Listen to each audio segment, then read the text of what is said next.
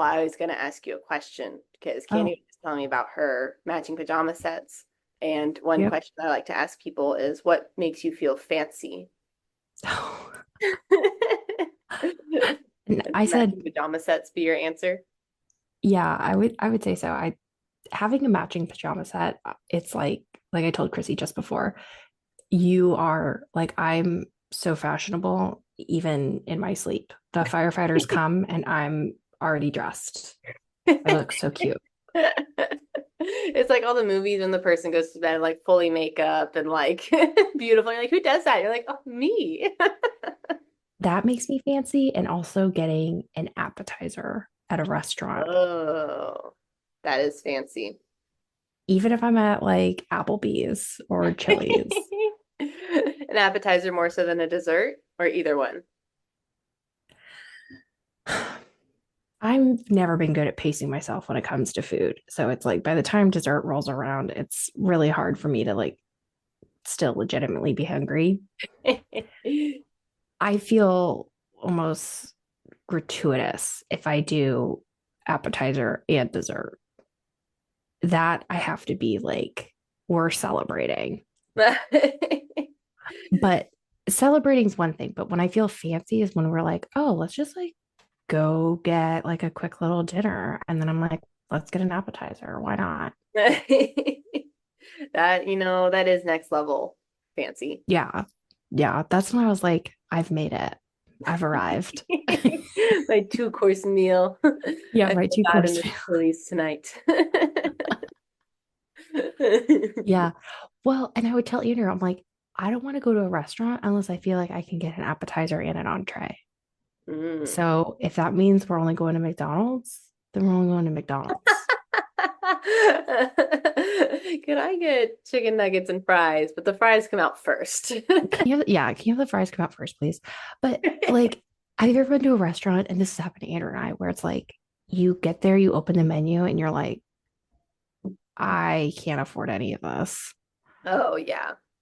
And then we've left restaurants before. It's so embarrassing. Oh, really? Well, because you're like, they know we're poor. They knew from the beginning. They see my Forever 21 clothes and they have like their linen napkins. And I'm like, this is not good. Uh, Josh and I almost wanted to leave a restaurant when we were in Portland, Oh, but Portland's very expensive. well, that Even wasn't like our a issue food truck. actually. Yeah, we had all of the Portland options at our disposal, and the restaurant we chose to go to was like this upclass Piccadilly's. Oh, It wasn't buffet, it wasn't cafeteria style, but it was the same target audience. oh God. We didn't realize till we sat down. We're like, oh, this is where we are. And then we looked at the reviews after, and one of the top ones was titled "Follow Those Old People." My wife and I were deciding where to go for lunch, and then we saw all these old people in the parking lot of this restaurant. And my wife said, "Pull over, we gotta go there. Old people always know where the good deals are." And then they went there and they said, "Yep, lived up to expectation." And then as they were leaving, they saw another couple come in, and the couple said, "We should go there. There's a lot of old people." That's hilarious. Such a good review. It made it in our photo album. Oh my God. I love that. I need to see that. We should put it on our TikTok. Oh, yeah, we could do that. Yeah, we should. Well, yeah, no, we definitely should. So, did it live up to expectations though? Because I feel like Piccadilly, it sounded like expensive cafeteria food. So it wasn't expensive. It was like average. It wasn't great. It was fine. They had breakfast all day, which is Oh, great. And so I got this like breakfast bowl thing. It was super salty, and we're like, I wonder if it's because you kind of lose your taste buds as you get older. yeah, I So know. yeah, so it was okay. We wouldn't go back, but based because we had stayed on a sailboat and a double decker bus. We're like, this was the perfect ending. We needed to go Yes, here. yes. Okay. Very cool. So what makes you feel fancy? Oh, I think nice smelling things, like lighting a candle, or like we have this wax warmer thing that makes me feel pretty fancy. Oh yeah. I like those. Yeah.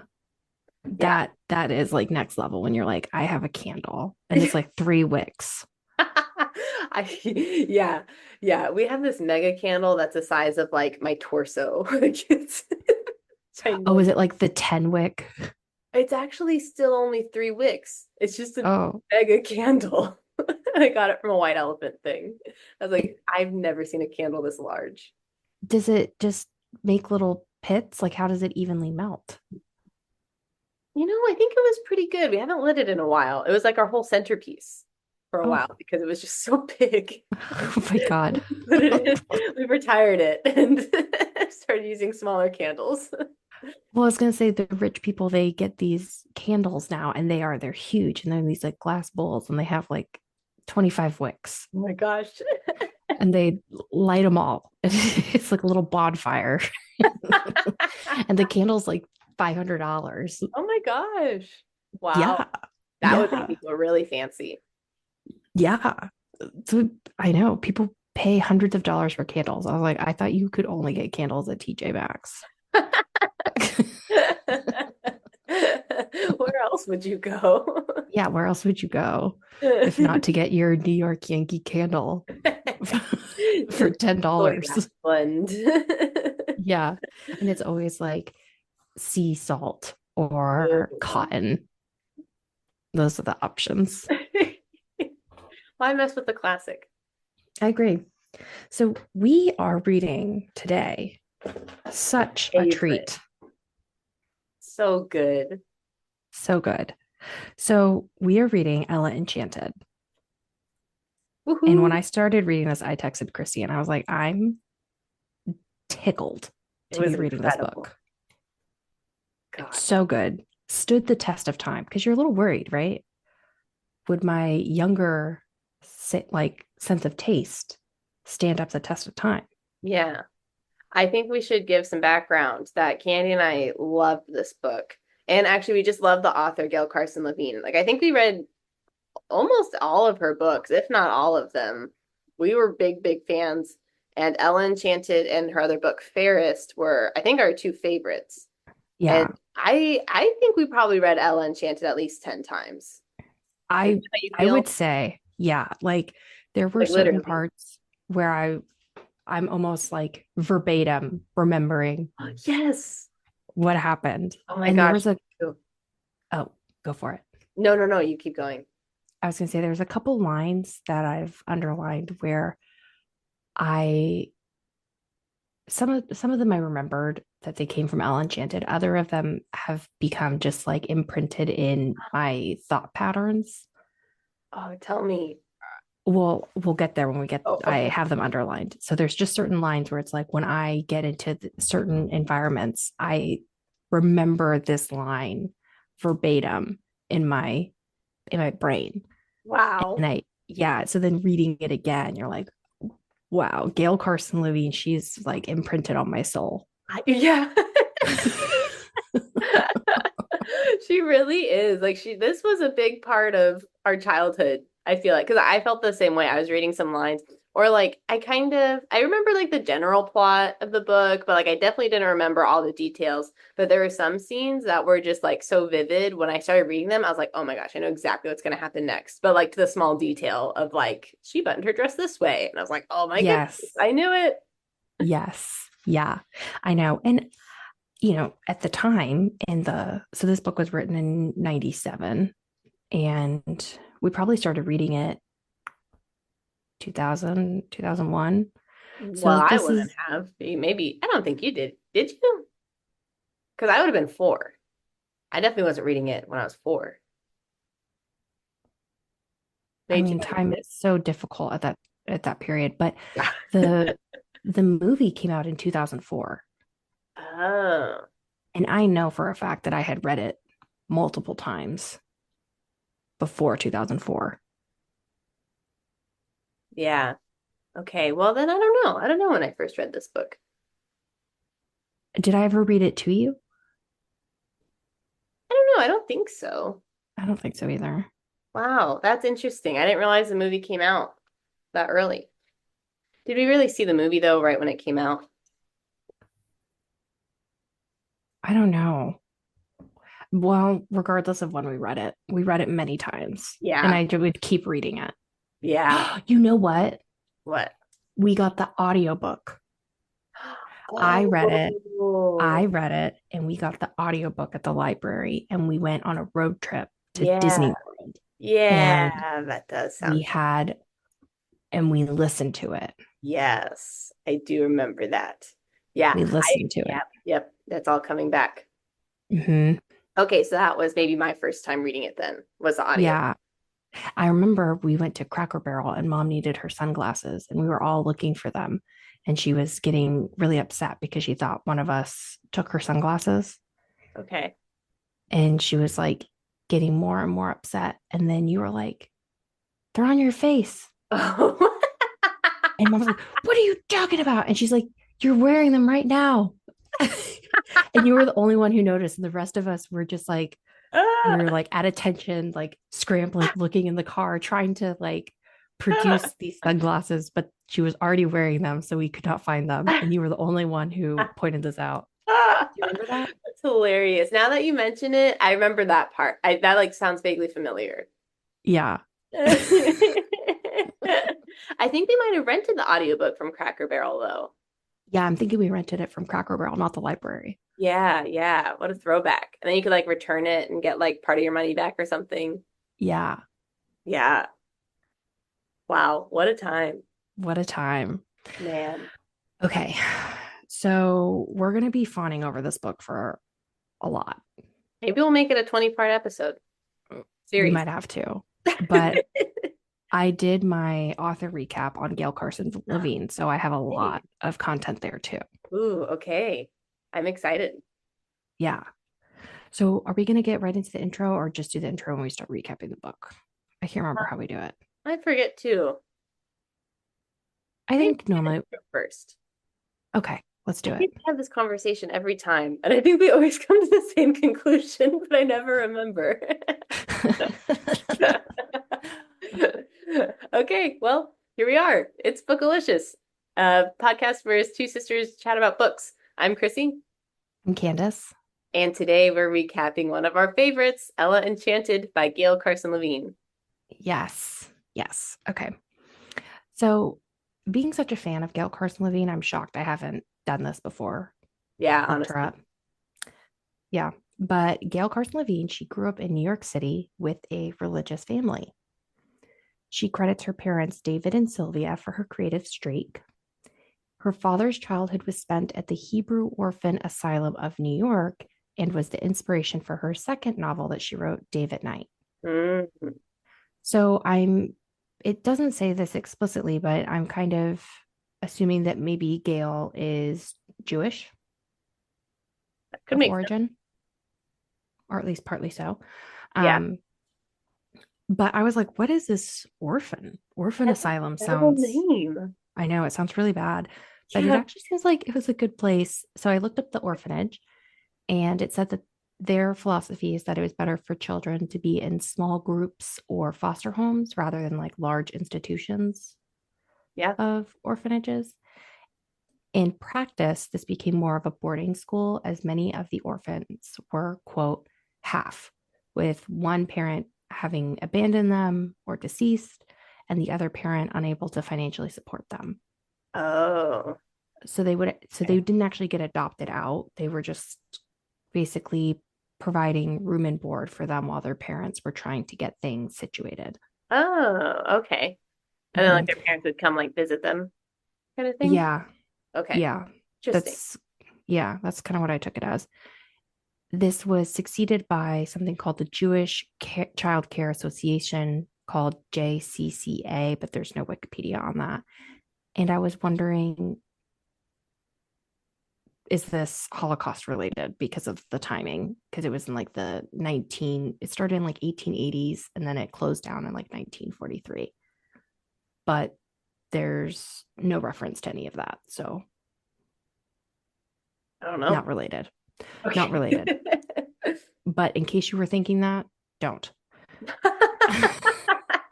We've already got it. We've already gone down that rabbit hole. Yeah. Oh, I forgot to put when Gail Carson Levine's birthday was, but she is like 76 now. Wow. Oh my Mhm. gosh. Yeah. So she became a writer later in life. So Oh, as a child, she loved to read. Her favorite book was Peter Pan. Take a note of that. She okay. also enjoyed works written by Louisa May Alcott, who wrote Little Women, and L.M. Montgomery, who wrote Anne of Green Gables. Hmm. I love Mhm. how relatable she is. Like those are a lot of childhood classics. Yes. Yes. Wow. She originally started off wanting to be an actress and a painter, Mhm. but then she joined a couple theater troupes and decided that wasn't for her. Wow. Okay. Mhm. She got married in 1967 to David Levine. That's where she got her last name. She majored in philosophy at New York City College and received her BA. And I have a little clip on her website. Wow, we're doing multimedia production here. We're going beyond the Wikipedia. For Gail speaking. So this is from her bio on her website. In college, the first Antioch College in Yellow Springs, Ohio, the City College of New York. Okay, this is long. I majored in philosophy, a useless major for a future writer. Philosophers use winding, twisting, endless sentences and words like posit, predicate, epistemology, ontology. Don't get me wrong, writers need to have enormous vocabularies, and I never met a word I didn't love, but we use our arsenal judiciously. We don't go all sesquipedalian at the drop of a hat. And I I thought that was love really that. funny. Even what she wrote right there, I'm like, I'm entranced. Tell I me know. What is sesquipedalian? I want to know. more. Didn't have time to look it up though. We'll never know. Is it just someone who uses big words? Is that the I that's have no idea. Okay, let's look it up. Polysyllabic, oh, okay, polysyllable. long. Long words. God, the irony. She's just so witty. I love it.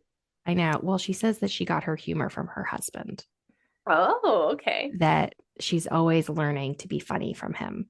I thought that was really sweet. Yeah, that is really sweet. Mhm. Aw. All right. So after she got her BA in philosophy, she spent 27 years working in government as a welfare administrator, helping people find jobs. Wow. Mhm. She and her husband, they don't have any children, but does have on her Wikipedia that she owns a terrier named Reggie. Reggie. Mhm. So that's kind of like an overview of her life before writing, before she officially started writing. So she took a writing class and she realized she enjoyed writing more than illustrating. So I guess even though she was doing the welfare stuff, she was still trying to be creative. Hmm. And so in 1987, she started trying to get a book published. Her manuscripts were denied for 9 years. Wow. Mhm.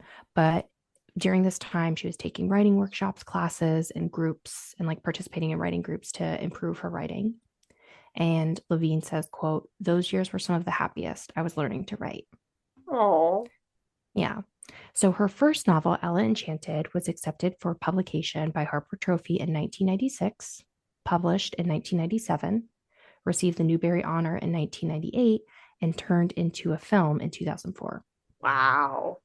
Mhm. That's amazing. So this just, she took off, made a bunch of money, and this allowed her to retire from government and pursue writing full time. Wow. Mhm. Newberry Honor. I don't know exactly what that is, but isn't it pretty big? So we'll actually go into that, and I have a little game Oh, for you. oh, okay. Mhm. Yes. I have a So feeling her I won't know next that question. So her next two books after Ella Enchanted were Dave at Night and The Wish. And these weren't like fairy tale related. They were just like new stuff. So then Levine, and I don't think they were terribly popular. Levine submitted some of her older rejected works to her publisher. And then this started her on a picture book, The Fairy's Mistake. I feel like we read that. Oh, yeah, because that was with Prilla. Remember the red hair fairy? Yes. Yes. Those Hmm. pictures are beautiful. Yes. Beautiful illustrations. And those have 6 short stories revising fairy tales to add in more Wait. color and fill in logic Oh, gaps. no, no, no. We read The Fairy's Mistake. That was a different one. Yeah, those were all the short stories. Fairy Dust and the Quest for the Egg. That was a That one. yeah, Redhead. Hmm. Okay. But yes, no, we read The Fairy's Mistake. Yes. So her other works include The Two Princesses of Bamar, Fairest, Ever, Fairy Dust and the Quest for the Egg, the start of the Disney Fairies franchise, which explores Neverland, which, if we remember, that was her favorite book growing up, Wow. Peter Pan. Wow, I didn't realize she started that franchise. That's big. Hmm. That's really Yeah. cool. Yeah. She made, I'm sure she's living a great life. She Wow. runs writing workshops for children in her community. And she says, I love the kids. I love doing it. It's great. It's the best thing I do, I think. I just love her so much. I know. She's just a nice, great person. Oh, I want to go to a writing workshop. Well, so she wrote her nonfiction book, Writing Magic, Creating Actually, Stories That Fly. I read that And one too. we read that one too. Do you remember any of your tips from there? I can't remember, but I remember her like giving writing prompts and just being like, I'd get frustrated because I'm like, I can't do it as good as her. I know. Yeah. What did you remember about that book? I remember some of the tips actually of like starting in the middle of the action.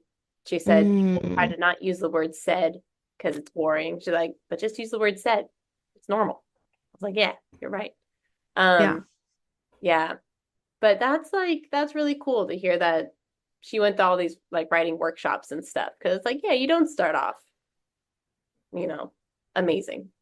You don't Yeah, stop where you end up. exactly. Exactly.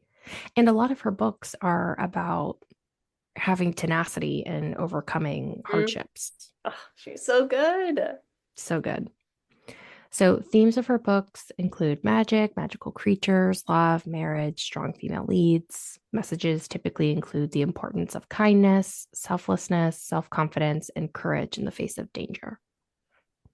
Amazing. Hmm. Okay, so a little bit about Ella Enchanted, published in 1997. 2006, Fairs was published in the same world. In 2018, Levine published Ogre Enchanted, which is a prequel to Ella Enchanted. Wait, what? I know. I was like, I've never heard of this. What is Me this? neither. We may need to, I think that's the one book we haven't read. yeah, Did it like stop publishing it or something? I have no idea. We might have to look that up. What? But yeah, I was like, that's kind of crazy. Yeah. Okay. So something that Chrissy and I noticed, we bought our Ella Enchanted book off of Amazon and the cover was different. Well, okay, yeah, tell me what you think about that. Well, what do you think? Well, what I think is, yeah, I got this three set, three book set of Gail Carson Levine. It had Ella Enchanted, Fairest, and Two Princesses of Weimar. I was like, oh my gosh, three of the greatest. And it was only like $12. And I was like, incredible. So I bought it. Mhm. And then I take out the books and they were the different covers. And I said, oh no, no, I can't do this. So then I returned it, and then I spent $15 for the hardcover that has the normal cover. Oh my gosh. And so if I do judge books by their cover, evidently. I couldn't do the other ones. So the new book cover of Ella, she has dark hair. She looks a lot more like Cartoon. cartoon and it kind of gives you more vibes of the movie, Mm. the Like Anne outfit. Hathaway. Can you show it up? Yeah, like the outfit she's wearing. Oh I yeah. think that's like the same type of outfit that Anne Yeah. Hathaway wore. I think you're right. But reading the book, so describe your cover, the original. Ah yes. So my cover, the original, the superior one. Yes. It's a girl with brown hair. She's wearing like a green velvety kind of looking dress. And she's just sitting at I don't know, a balcony maybe with a book. And in the background, it kind of looks like the curtain's being pulled back, and there's this like sea and castle in the background. Hmm. It's a great cover. That outfit is what she wore at the funeral. Oh, the green. It makes her look like a cricket. Yes, a spiky So grasshopper. grasshopper. That was it. Yeah. Yes. So I was like, what is up with this cover? This is crazy, but I'm too cheap to do what Chrissy did. So this book was revised in 2011, Revised in what way? the cover. Oh, okay, but not the writing. That's why, well, because it says in the Wikipedia, like, book was revised in 2011. I'm like, well, what did they do to it? It was perfect. It was perfect. Yeah, they changed the cover. So, Oh, okay. that that too is perfect. Yeah, I don't know why they did No that. revisions. Yeah. In 2012, it was ranked number 85 on the top 100 of children's novels by the School Library Journal. Wow, and Hmm. that was over 10 years after. Yes. Yeah. Wow. Hmm. Okay. So the Newberry Honor, I was wondering the same thing. What is this award For kids books? for kids' books? So it's for children's books. And from what I gathered, it sounds very much like getting an Oscar. You Mm, have an unidentified group of people, and they read the books and then they bestow the award. wow. But the criteria is about the quality of writing and not popularity, Okay. like the Oscars. You'll Yeah. get these very like an Oscar winning movie doesn't mean that people actually like it. Yeah. It just means that it won an Oscar. So there was a study done, and when they compared the awards of like the Newberry and like the quality writing awards versus the Children's Choice Awards, which are popularity, there's only about 5% overlap. Oh, So some people think that this has done more harm than good because you get a Newbery honor and then everyone's like, you have to read it. But then kids are like, I actually don't like this book okay. because it's, kind of, Right. whatever. USD maybe or something, or Yeah, like it's stuffy, kind of like with The Housemaid, where I'm like, oh, it's not written nice. And then but everyone other loves. people, but everyone loves it because it's so accessible. Yeah. Okay. Sure, I can see that. So that's a thing on the Newbery Honor. But I have a game for us to play. So every year there's one winner and there's several nominees. Okay. If you're a nominee, you get a Newbery Honor. And if you're a winner, you get the Newbery winner. Oh, I see. So Ella Enchanted is a Newbery Honor. Okay. Hmm. And who won that year? Is this the game? No. Okay. Um, Good. I'd never guess. the winner of that year was Out of the Dust by Karen Heiss. Yeah, I don't think I I read that one. I've never read that one. Not to say that it's not it only has a 3.8 out of 5 on Goodreads.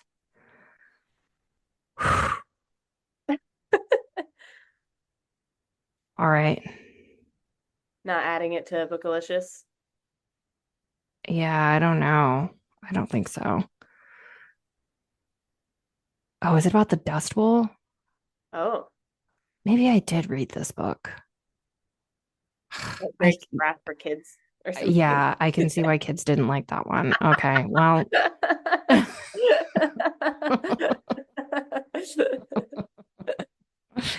okay. So the game is I picked out some of the winners and the nominees of books that I've read before, and I'm assuming you've probably read before. So you're going to guess if it's a winner or a nominee. Ooh, okay. Okay. Because of Winn-Dixie, Nominee. nominee. Oh. Tale of Despero. I've never actually read that. I only know that you said I look like the mouse. It's Tale of Cicero. That's all I I know haven't read it either, but I about it. thought you saw the movie. Oh, no, maybe I did see it. I don't remember. I think I fell asleep, Oh, which is typical. okay. Well, would you give it a winner or a nominee? I think it was a nominee. It was a winner. Oh, really? Yes. Oh, maybe we could read that one. That could be fun. Okay. Yep. Okay. Charlotte's Web. Winner. Nominee? What? Yep. No. Yeah. Caddy Woodlawn. I never read that one. Winner. Okay. Winner. I read that one. Little House on the Prairie. Ooh. Oh, I don't know. I think this is going to be a twist. Like it's so popular, you think it'd be a winner. It's going to be a nominee. Yeah. So what do you think? A nominee. Winner. Ah. Okay. The Witch of Blackbird Pond. I don't know what that is. Nominee. You don't remember that book? I don't think I read it. Mom wanted to read a book, but she had four kids and she had no time to read to herself. So she locked herself in her room for 2 days so that she could read it. And then once it was done, then she read it to us. I remember hearing that story of mom doing that, but I don't remember the book.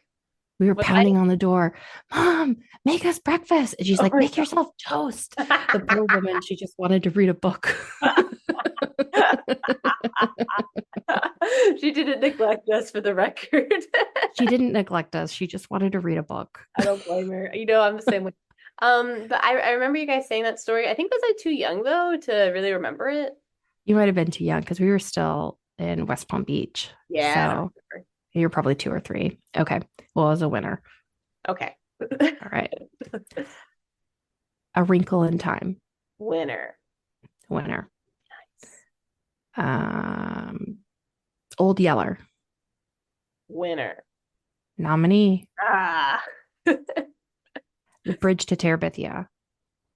Ooh, nominee. Winner. Oh my gosh. The Giver. Winner. Winner. Okay, thank goodness. I was like, that one's gotta Hatchet. be a winner. Hatchet.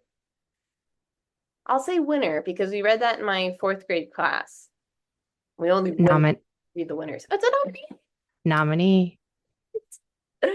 Did you ever read the Beverly Cleary series? Yes. Okay. Ramona Quimby, age 8. Winner. Nominee. Ah. All right. So I think what we can tell is that either Chrissy should not be on the Academy or that being a winner or a nominee doesn't really matter.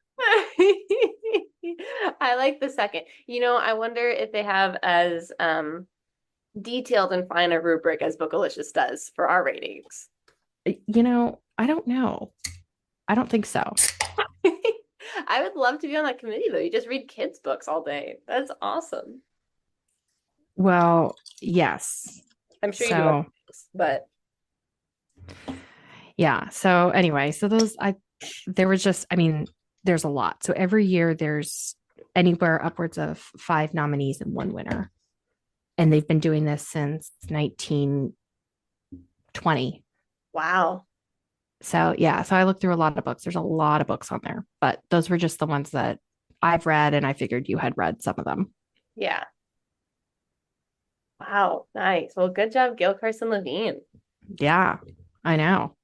Yeah. So getting a Newberry honor, I mean, That's big. that's like getting an Oscar. And they said like most authors get one. There was like on the page, like maybe there was like 2 or 3 authors that got multiple. Wow. So it's very, very difficult to get the winner, let alone multiple. Yeah. Beverly Cleary got a couple of nominees, Mm. but no winners. Oh, Mhm. always the nominee, never the winner. I agree. Was Ella Enchanted your favorite Gail Carson Levine book?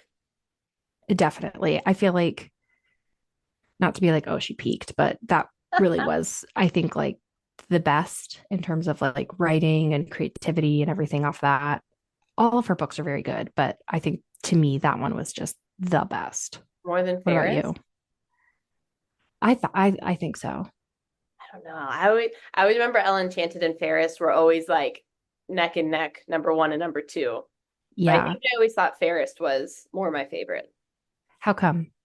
I don't know. I think I just really like the story. Hmm. Yeah. I don't know. Or maybe I related to the character more or something, or Hmm. like I liked her more. We should read it again. Then maybe we can decide. I know. So talking about nostalgia, I've been watching Reba Oh my on gosh. on Netflix. Incredible. Yeah, because they have all the series now on Wow. Netflix. So I'm on season 3. And similar to Ella Enchanted, there's just so many things where you're like, wow, I've internalized this and I didn't even realize. Hmm. So growing up, I always thought I was Reba, but really, I'm Barbara Jean. Oh my gosh, I forgot about Barbara Jean. Just like the very zany, like crazy humor, outrageousness. The two things I remember about Barbara Jean, two scenes. One is she goes on this vacation to like Italy or something, and then she makes everyone sit down and look at her slideshow of all of her pictures. Like they can't leave the room. She took a picture of like everything. Oh my God. We need Um, to watch that. Send it to mom.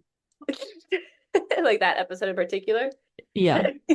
I'll try to find it. It'd be good. Then the other one was when she was auditioning to be the weather woman, and she has this whole like outfit interview, and it's like this production, and she has like waterfall on her, and Well, and she takes off her dress and she is wearing a green dress yes, and it disappears. because it's a green screen.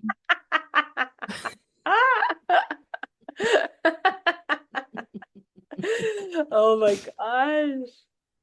Yeah, that's me. I'm Barbara Jean. You know, we love Barbara Jean. I know. So for Bookalytics, we don't have any more reader write-ins. We do have 129 Spotify followers. Yay! Super exciting. A Super lot more exciting. listens. Welcome everyone, but I don't think we have time to really dive in. Yeah, no, Gail Carson Levine stole the show today, as she should. Yeah, as she should. Okay, so do you have chapter summaries? Oh, I sure do. Guess what I have Oh, this time? Yeah. did you read the foreword? Yes, I did. I don't know if I've ever read that before, actually. I don't think I've ever read it either. Yeah. What did you think about it? Um, Let me refresh my memory really quick. So the foreword is about the butterfly effect. Oh, yeah. Huh, let's see.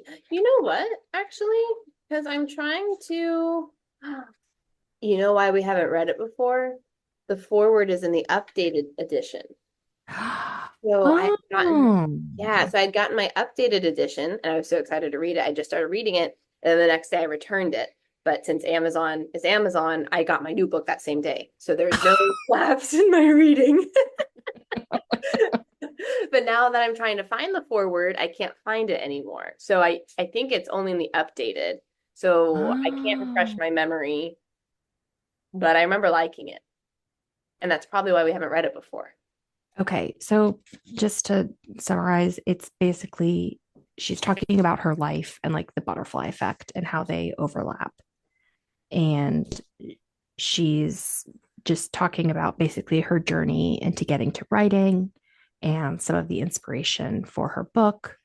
So the classic, she puts Little Women, Anne of Green Gables, Heidi, all of those things. She mentioned something about her sister. From my birth until my sister at long last left for college, she and I shared a bedroom, though she would much rather have had another turtle. She was 5 years older and could, and did, dream up tricks and tortures that inevitably took me by surprise. I was too young to retaliate, so I just endured. Nowadays, she's such a decent, kind person. I can hardly believe she would ever have tortured a fellow being, but I have the scars. For example, my left thumb is still a little peculiar looking. Might she be the prototype Lucinda? She had all the power and she was untroubled about the possible side effects of her magic. I was Wow. like, I guess I'm Lucinda. Barbara Jean and Lucinda. And Edmund. I don't think you're Lucinda. Oh my gosh. But anyway, so she's talking about the butterfly effect. And I was thinking she studied philosophy. Mm. And this whole book happens because Lucinda puts this curse on Ella, and it just starts the whole journey. Like Ella probably wouldn't have been who she was if she didn't have this curse, Mhm. and all of these things wouldn't have happened. Yeah. Yeah. So this one action that has all the ripples.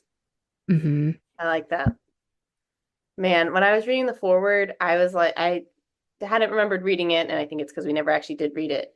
But even that writing, I was like, oh my gosh, this writing style just feels so familiar to me. Like Mm-hmm. even that feels nostalgic. I will read any word Gail Carson Levine writes. I agree. So I good. agree. All of it. Okay, so chapter summaries. Okay, chapter summaries. So, I was thinking we could break up Ella Enchanted into a pre-finishing school, the beginning of finishing school, um, or just finishing school, and then leaving finishing school, and then the wedding. Mm-hmm. That sound good? Yeah. Okay, so I'm gonna give a bigger summary for each like section, and then Mm-hmm. fill in any details that I missed Okay. that you think are important. Okay, so pre-finishing school. This is the first part. We get introduced to Ella, who is given a gift or curse by the fairy Lucinda when she was born to always be obedient. Ella has a happy childhood so far and is very close to her mother and the cook Mandy. Ella and her mom both get sick, and while Ella gets better, her mother doesn't, and she dies. This flips Ella's whole world upside down. Now, her father, who is focused on money and spends most of his time away on merchant trips, is in charge of her and doesn't know what to do with her, so he sends Ella to finishing school just 2 days after the funeral. To make it worse, Ella will go with Dame Olga's two daughters, Hattie and Olive, who are just the worst. Before she goes, Mm-hmm. Ella says goodbye to all of her favorite things in Frel, runs into Prince Char, who she first met at her mother's funeral, and they become closer friends. And he ends up saving her from an ogre incident where the ogre Mm-hmm. takes advantage of Ella's obedience um, and puts her like in a dangerous situation. Yep. So yeah, that's and Okay. then she gets sent to finishing school. But that's the first part. Mm-hmm. Yes. Okay, so my first note is that how Ella is described is with black hair. Okay.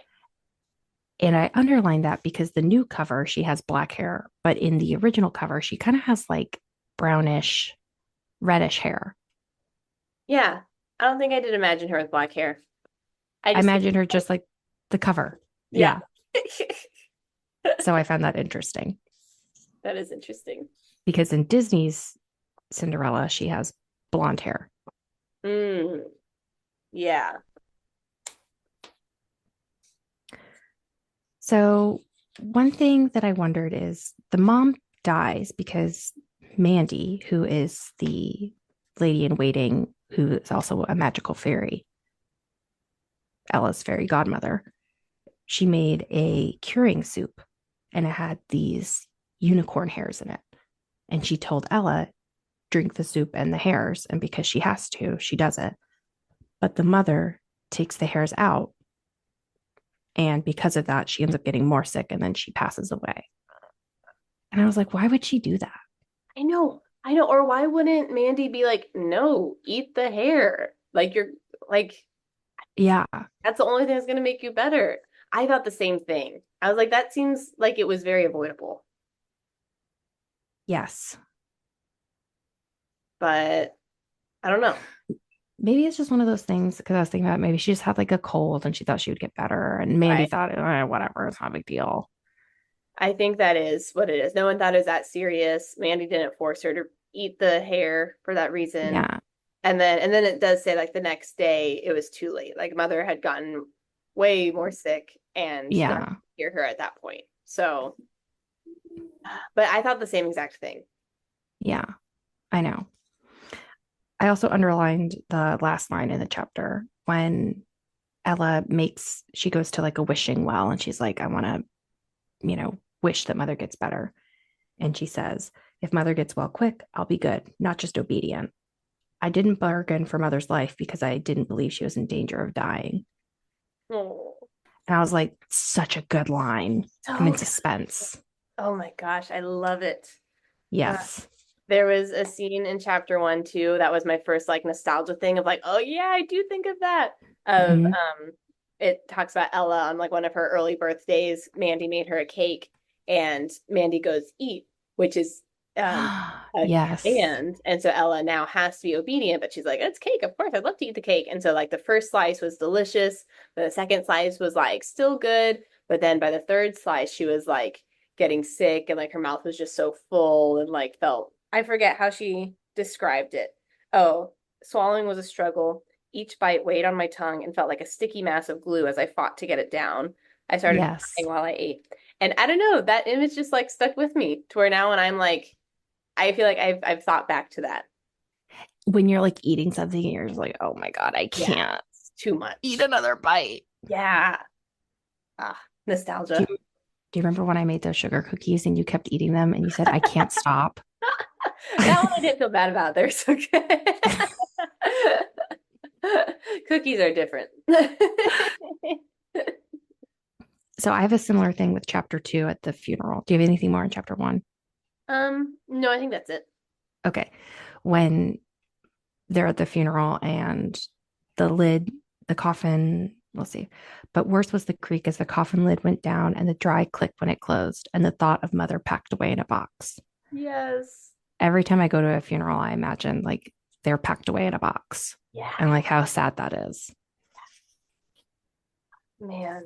I don't know how she does. Well, maybe it's part of her writing, but also maybe because we read it 20 times of like, how Mm-hmm. did this stick with us so much? It's probably a little bit of, Yeah, 'cause I think of that probably too. a little bit of both. Yeah. I had forgotten how awful the dad was. Yes, me too. I don't think I fully understood when I was reading when I was younger. Like, oh my gosh, I can't believe he would do that. Especially when Yeah. it comes later to her meeting like the suitor. But even Yeah. this first part too, it's like he's just so cold and uninterested in Ella, only focused on money. Like I don't think I fully picked up on that. Yeah. It's like I remember being like, oh yeah, he stinks because Ella didn't like him, but like not realizing like how horrible he was, Mm-hmm. to your Yeah, point. yeah. There's this really good description of her father.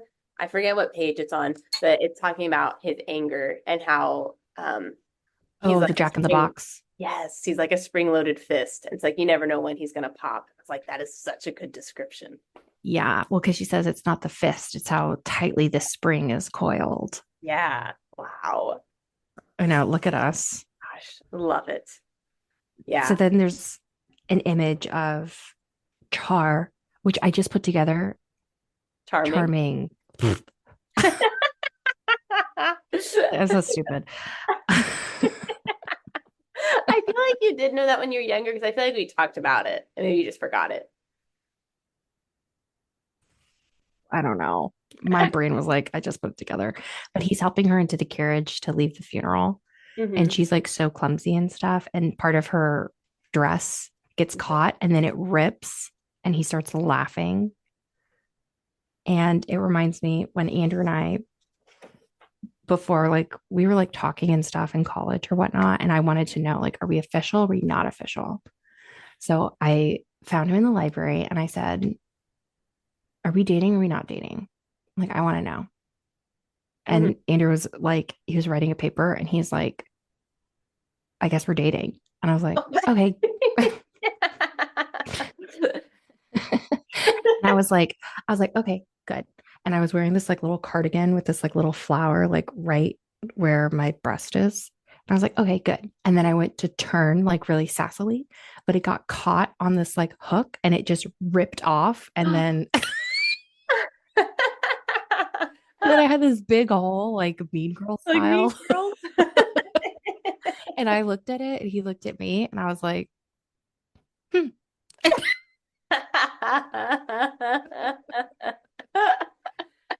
So I very much identify with Ella. Oh my gosh. That's great. Yeah. What a guy. Yeah, I so we meet Char and then after all this they have like the luncheon basically after the funeral. Mm-hmm. Dad does not seem very perturbed that his wife has just died. Ella, of course, just wants to be in her room and away from everybody, but she's been commanded to come downstairs. Oh, also, her dad doesn't even know about the curse. Crazy. No. He's just so out of the loop. But this is where we meet Hattie and Olive. And I Hmm. also just, I mean, I remember Hattie and Olive were like mean, but when I was reading it this time, I was like, gosh, I can't imagine. Like, that is so mean. Ella's kind of mean too, though. She kind of is. I mean, a little bit. So what are you thinking of? So there's this one thing where when she's looking at the fairy rug and it's like coming to life, Uh-huh. and Hattie's like, your eyes were like bugging out. And she's like, they look like ogre eyes. Like they were just like coming out. And Ella says, I don't suppose your eyes ever pop out. I don't think so, Hattie said, smiling complacently. They're too small to pop. And I'm like, whoa. Yeah, I mean, Ella definitely has her guard up. She's real spicy, real sassy. Yeah. But I think to your point of the butterfly effect is like how much of that is because she feels like she needs to always be on guard because of her curse, you know? Mm-hmm. And Yeah. also Hattie and Olive are pretty awful. They are. The image of them eating, Yes, being with like, the I have such plate. a, yeah, I have such a delicate appetite, and then bringing their plates close to their face so their forks have the shortest possible distance to travel. I mean, that had me laughing. Oh my gosh. That's an image that I think of a lot where I'm like, oh, whenever I'm bringing my plate closer to my mouth, I'm like, oh no. Yes. Also, her description of them, she said Hattie looked like a fat rabbit, the kind Mandy liked to slaughter for stew. Olive's face was as blank as a peeled potato. I was like, oh my gosh. I that's what I'm saying. Like she's kind of rude, like how she That is describes kind of them. rude. And then Olive, she's like this blank potato with these tight curls glued to her Yes. scalp because they're so thin. Gosh. And you just imagine them and you're like, God. It sticks with you. Yeah. Goodness. So there's definitely something where it's like thin equates goodness Mm, and fat equates bad yeah. in a lot of her books. And so obviously with the sisters like talking about how fat they are and like how disgusting they eat and all of that. And then when they're talking about fairies and Mandy's like, I'm your fairy godmother. And Ella says, uh, I pushed out of Mandy's arms for a new look at her. She couldn't be a fairy. Fairies were thin and young and beautiful. Mandy was as tall as a fairy is supposed to be, but who ever heard of a fairy with frizzy gray hair and two chins? Gosh. Do you think the book didn't age well? And do you think if we were reading this for the first time now, we would still be like as in love with it? I think I would still like it. But I do remember that even as a kid. Mm, Like that was something I internalized too, I mm. think. Yeah, I can see that. And even like with Ferris, I think that's why sometimes I didn't like reading Ferris because it was so image oriented and I had like a lot of image issues at the time. Yeah. That's a good point. Mhm. Yeah, I could definitely see that. We find out with the fairy magic, they don't do it because of the butterfly effect. And I thought that was nice with the forward. So, like, they only do quote unquote small magic because big magic can cause like ripple effects. But for a fairy, even gluing a plate back together would be considered big magic. Yeah. Yeah. And so Lucinda's going like off the rails here. Hmm. Just little gifts. Yeah. I found it particularly evil when the dad, he's like showing Ella all of his like fancy pottery. And he's like, look at this one. And Ella's like, oh my God, it's beautiful. And he's like, where would you put it? And she's like, just put it in a window. And he says, not in your room. And she's like, no, any window, da da da da. And then he's like, well, I'm going to sell it anyway. I know. I was And I like, was like, after her mother's funeral. yes. Oh my goodness. Gosh. Yes. Yeah, she does a great job of making a villain. Oh my God. So then she has dinner with her dad. and she's trying to convince him to get her a governess. And I was wondering, do you think, obviously he doesn't, but do you think that he would ever have given her a governess, even if she didn't spill and break things? Um, I don't really know. I think it would, a governess is more expensive, right? Yeah, that's what he says. So I kind of feel like he's so money oriented that no. Hmm. Um, that's my thought. Also, I mean, he's also so image oriented that I think he already had the plan to try to marry her off. Or like that Hmm. was, in his mind of like, I'll need to get Ella married to someone who's like rich and stuff. And she maybe needs to turn into the kind of person that a finishing school would produce Hmm. rather than just a governess. Yeah. Because he doesn't really like Ella how she is. She needs Yeah. to change. So I think a governess maybe wouldn't have enough change. Yeah. I'd agree with that. Did you have any notes when she meets Char at the zoo? Um, I had a question for you. Do you think their whole Uh, interaction is cute or cringe? I feel like all of it is just so cute. Me too. It never feels over the top to me. Yeah, they're just It friends. feels Yeah, it feels just like very natural, like young love, like flirting, but not being like too overt. Yeah, yeah, and like they're just having a good time together. Yeah, They're and I making like jokes. how yeah, and I like how Char is not he's not perfect. Yeah, Like you yeah, can tell that he's multifaceted. right. And he likes Ella for who she is, and it's like just very Yeah. genuine. Yes. It's so sweet. I know this is a book where I'm like, I would want my kids to read this book. Yeah. Great ideas, great interactions. I mean, Hmm. Ella, yeah, isn't the person, at the moment that you'd aspire to be necessarily. But, that's okay because you can't have a perfect character either. I think Ella's great. I love I Ella. think she's great. I think I identify a lot with Ella, Hmm. you know, Which parts in particular do you think? just being very like kind of stubborn and independent and wanting to do things my own way. And I Hmm. think also growing up, we grew up in a culture and an environment of a lot of like rules and order. Mm. And so Did you I feel like always you imagine, were Estelle? yeah, I always imagine like when Ella was in boarding school and they're like, pick your feet up higher, and she would like shoot them up to the sky, and then Yeah. kind of drive them nuts while maintaining their requests. Yeah. I felt Mm. like I would do that a lot. Hmm. So, You picked up some tips from yeah. Ella's Ella's guide to how to. Yeah. What about you? Who do you identify the most with in the book? Um, I mean, I think Ella too. I think for similar reasons. 'Cause I think a lot of kids, when you're younger, like it feels like everyone's just giving you all these rules and stuff. And maybe that's kind of why it resonated with so many children. It's that we can kind of, in at least some way, identify with Ella's story. Hmm. Like feeling like you don't have agency because Yeah. you don't really as a kid in a lot of ways. Yeah.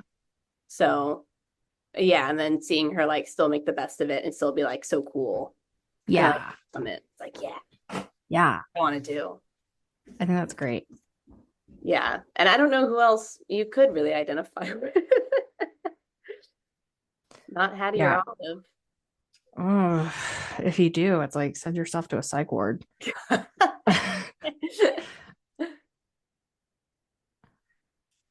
So, what do you think about Hattie being able to figure out Ella's curse within the first 5 minutes of being in the carriage with her?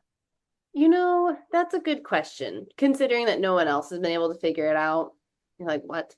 I wonder though if it's because the other people Ella typically interacts with, like they might give her orders, but it'd be like normal things that like every kid would follow. It's like, oh, do your chores. It's like, okay, I'll do them.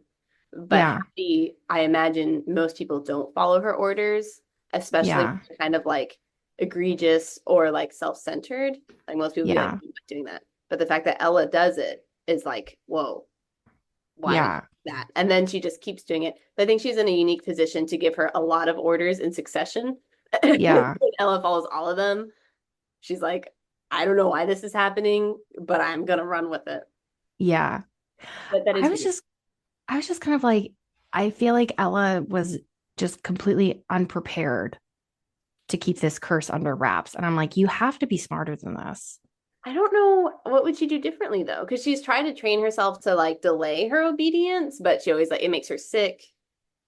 All the Well, thing. like, what gives it away is she's like, give me the necklace, Olive. But she's already like unclasping it Oh, yeah, yeah, yeah. beforehand. So it's like, you should try to delay it for as That, long as possible. But she's just doing all of the orders in quick succession, like you said, with no pause. yeah, that's a good point. Yeah. And I mean, part of it is like her mother just died, all these things. But like I do kind of feel like elsewhere in the book, Ella is so much like quicker than that. Yeah. It's like, yeah, why now is all of it Yeah. falling apart. Ugh, things we'll never know. I know. That's okay. Oh, okay. So another question that I had, and I know maybe we should be going faster. Well, I'll finish your question. I don't really have a ton of notes. Okay. I've, Okay. I've said all my notes. Okay. Because I was going to go to the next part where Hattie starts ordering Ella around at the inn. Okay, do you want my next summary? Oh, yeah. Okay. So the last summary ended with them going to like the zoo or whatever, and Char saves Yeah. Ella from the ogre. Okay, so now we're on the way traveling to finishing school. Hmm. So Ella has an absolutely horrid time on the way to finishing school with Hattie and Olive. Hattie figures out that Ella will do whatever she says, and she abuses this to take Ella's necklace that Ella got from her mom, eat all of Ella's food, and make Ella her lady in waiting. When they get to finishing school, Ella quickly becomes friends with Arita, a girl from Aria. Finishing school is Ella's nightmare because it's a place where they only give orders all the time. In the first month, Ella did little right, but in her second month, she did little wrong. Hattie grows in her evil abuses and makes Ella end her friendship with Arita. Ella decides she will run away from finishing school so she can, one, go to a giant's wedding that she learned about from her fairy book and hope to see Lucinda there to take away her curse, and two, avoid ending Arita's friendship in a hurtful way. Hmm. Yes. All right, so you were saying at the inn? So they're at the inn, and she's like ordering her around, and she says, like, Ella, take my slippers off. My toes ache. And so Ella takes the slippers off, and then she carries the slippers to the window, and then she tosses them out. So then Hattie yawns and she's like, you only made extra work for yourself. Go fetch them. Olive rushed to the window. Your slippers fell into a bucket of slops. So then it's like Ella carries the stinking slippers back to the room. And then she says, but Hattie had to wear them until she was able to get fresh ones from her trunk. And I was like, I didn't get that either. I would not put, I would just touch the floor. Yeah, she couldn't possibly. I was just like, that didn't make any sense. Yeah, that didn't make sense to me either. It's like, what? Why would you wear them? And maybe Ella doesn't have slippers. Otherwise, the next command would be like, give me your slippers. But Well, she has fairy feet, oh, that's true. Very and tiny. Hattie has big stinking feet, stepsister Right, feet. that's right. And then Hattie's eating all of her food, and she's like, I get a swallow of bread was the last food I had on our 3 day trip. I And know. I like, she doesn't go to sleep. She doesn't go to the bathroom. You can't like sneak down to the kitchen and ask for something. Well, because they're in a carriage. So I think they're just, I don't know if they like really packed a lot of food with them. It might only be like at these inns that they are provided food. But that's what I'm saying. Like after everyone goes to Oh, bed, like sneak down and be like, hi, excuse me, can I get like an apple or something? yeah. I don't know. I don't know if there would be people in the kitchen. That would be my thought, is that they're like kind of, Yeah. you know, Yeah. it's back in the old days, Hmm. a carriage. the next scene that stuck out to me is with the ogres in Oh, chapter 9. Do you have anything? before then? Or Yeah. let's see. Um, no, not much, but like background for the ogres, if you're less familiar, is their superpower is that they can kind of see through people and so they can know your secrets, which is why at the zoo they knew that Ella was obedient, so they commanded that she like bring the baby to them so they could eat the baby. Hmm. And so and they have this like silky, oily voice that will make you do whatever they want. And so the ogres start like chasing after the carriage and like telling them to stop and turn around and we'll give you all that your heart desires. And the carriage starts listening to them. But then, Then uh, these sheep start bleeding, and then it breaks the spell for a second, and then Ella and the coachman start yelling to drown out the ogres. right. And the scene that's just always stuck with me is, but it was Olive who saved us. Her endless roar drowned out thought. I don't know how she drew breath. The sound was unending. It continued as we passed the outlying homes of Jen, while the ogres faded from sight and while I recovered from my fright. I wrote down the same line. I also wrote down the next line where it says, Olive didn't hush until the coachman stopped the carriage, came inside with us, and slapped her smartly across the face. Sorry, miss. And popped back out. Oh, Oh my God. That's like, I'm laughing. so hilarious. Oh my goodness. So funny. Okay, so now we're at boarding school, which is crazy because they show up at like noon.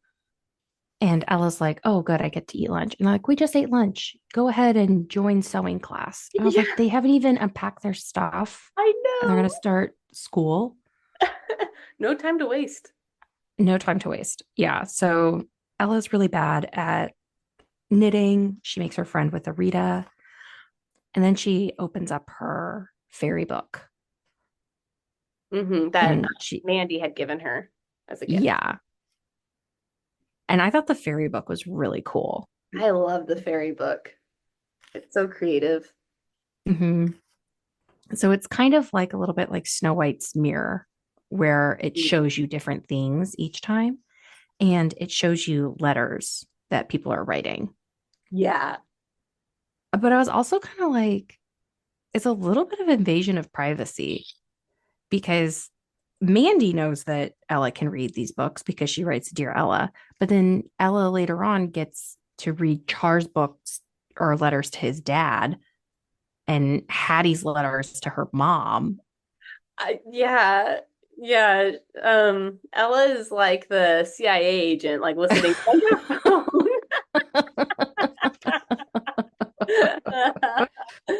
My thought is that like there's some sort of magic to the book where it's like you'll only see letters that are like good for you to see kind of thing. But I mean, yeah, like Char mentions Ella in his letter and he didn't know that she would be reading it. Like, yeah, that is kind of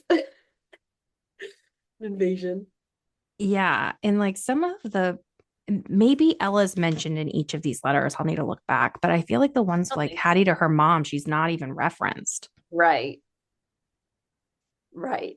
Yeah, it is just total like eavesdropping in on things you're not supposed to be doing. Yeah. So, not ideal, but very fun. Yeah. Do you think all of the things that she learned in boarding school were bad? No, I don't think so. Because like so they like learn how to like sew, they have like dance classes. Now she can curtsy without like stumbling or whatever. It's like, this is fine. Some of this stuff, I was like, you are kind of like an ogre. She's like thinking of all of her steps that she has to do. She's like, at breakfast, don't blow on my porridge, don't spit out the lumps. Like, yeah, don't do that. Reasonable. Yeah.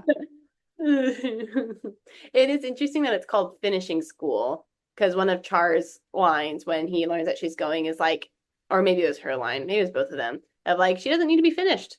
She's great. Maybe Yeah. I can finish her. And Yeah. that's a good take on all this. Hmm. Yeah. Any other things? Um,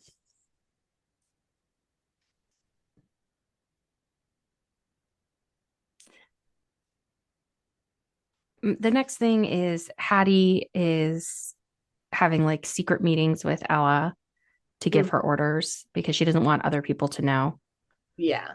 which I was like, Hattie's pretty smart. She really kind of is. She's very like conniving. She's very conniving. And she asks Ella to pick her a bouquet, and Ella puts in this weed that makes you just spill your secrets. Right.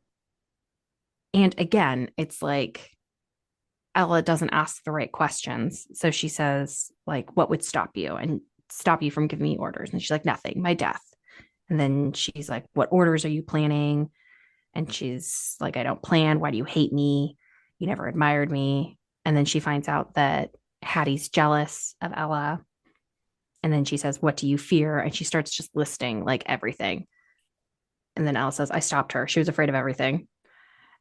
And then she says, what do you want to be most in the world? To be queen, a rabbit queen. Only I would obey her.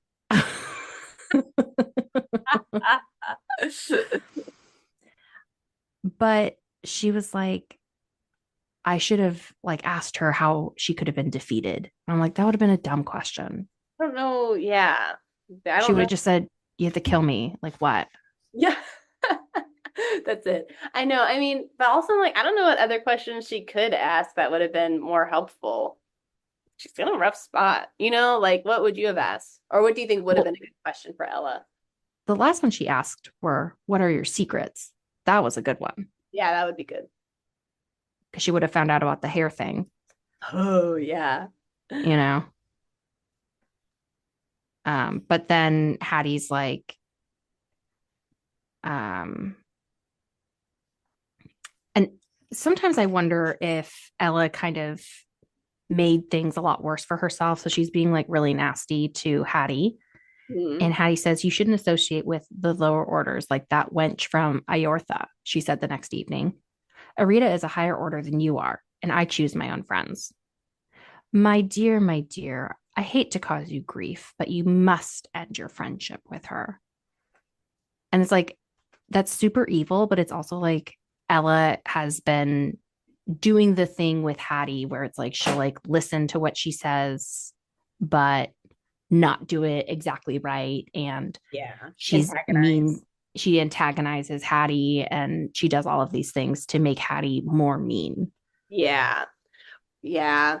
I know. And you wonder, it's like, okay, if Ella were like trying to be nice to her, would it be better? Or would Hattie just kind of do the same thing, but like in a nicer way, but still order her around just as much? Yeah. Yeah. But I guess the other part too is that Ella kind of has this like complex almost of like, I can't be anyone's puppet because Yeah. that is what I am. And so it's like Yeah. thing to not be under someone's thumb. Like I'll do it. But yeah, would it work out better if she didn't? I don't know. Yeah. Like So Ella kind of causes some of her own problems. yeah. But I don't know. Hattie is just so like evil. I don't know if it really would change things, Hmm. you know?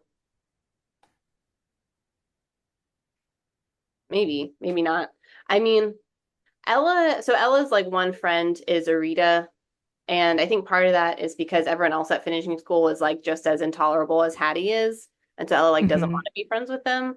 I do wonder though, like if she did kind of start making her own group of like, yeah, I have all these people on my side, and maybe she could say something.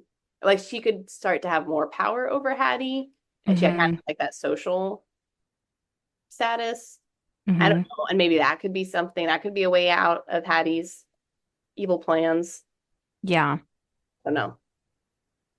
I think she could have been a little more strategic. And I feel like that's part of Ella's character. She's very headstrong and Mhm. she's not strategic. She's smart, but she's not strategic. Yeah. Yeah, I could see that. So she just she doesn't think her plans through. Right. But she is good in the moment in a few She's scenes. yeah, she's quick on her feet, but she's not strategic. She's not long planning. Yeah. She's just going moment to moment. Yeah. No, not perfect. Mm-mm. Okay. What did you think about Dame Olga's letter? Oh my gosh. Where she just talks about her clothes.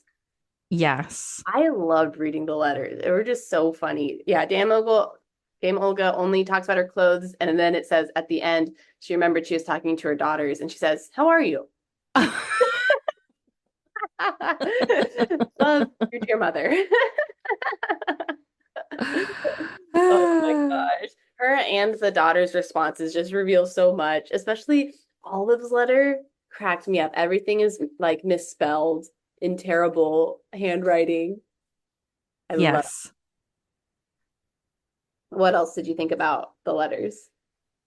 One thing that I wrote when Char was writing to his dad, he says, I hope this finds you safe and well. My mother, yeah, my mother and my sisters and brothers are in good health, as am I. And I'm like, who?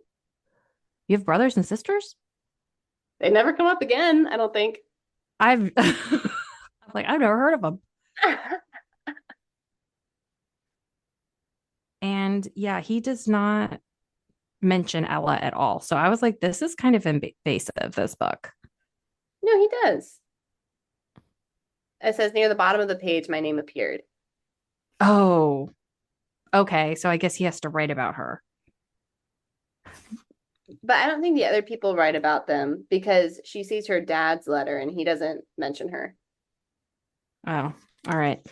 Yeah, she's just spying. But he does mention Ella, and this is where he says, I admire their daughter Ella, but she has gone to finishing school where I fear she will be made less admirable. What do they teach? Sewing and curtsying? It's a great distance to go to learn such paltry tricks. Yeah. So Yeah. he All likes her. right. He is very sweet. And this is where she reads her father's letter and learns about this giant's wedding. Yeah. Oh, and okay, so I finally put this together. I swallowed, my mouth had gone dry. Mandy had never told me that fairies like to go to weddings and births. Mandy never said that? I thought she did say that. No, she didn't. But Oh, she and Lucinda were both present when I was born. oh, you're And so she's Gail says this because in so many fairy tales, they show up at weddings and births. Like right. Sleeping Beauty, they show up at her birth, at other ones I can't think of right now, but I feel like that is like kind of a common trope of fairy tales. Yeah. I do love how like steeped in fairy tales Gail Carson Levine seems to be because like she's pulling together all these holes where you're like, oh, that's why it is the way it is. Yes. Mm-hmm.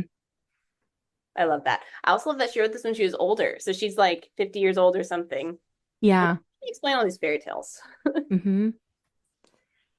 My last note in this thing with boarding schools, as Ella's running away, she packs up her carpet bag. And I'm like, she's carrying a carpet bag for weeks all the way to a wedding, like not a backpack. She's like holding it in her hand. That's it. That is, I mean, all this is outrageous. Like I didn't think of it that outrageous when I was younger, but I'm like, she's just walking out in the woods on her own with like a loaf of bread. That's it. Yeah. With this like homemade map someone drew in the air for her. Yeah. She's like, I'll remember. Yeah. She's like a left and a right. I got it.